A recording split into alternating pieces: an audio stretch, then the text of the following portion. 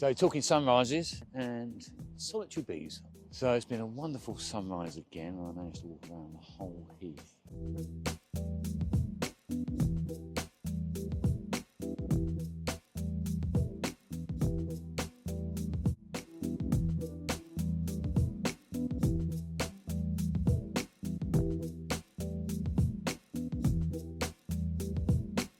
This week, on Monday, I saw my first bumblebee, and I've been looking for hairy-footed flower bees, and they came out on Wednesday feeding in my street and also on the red dead nettle that surrounds the heath. The hairy-footed flower bee is just a wonderful solitary bee, and it links to a local resident who's written this fantastic book called Hairyfoot Long Tongue.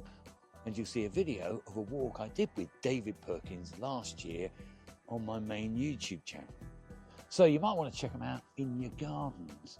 And I've just heard a chaffinch sing in Greenwich Park.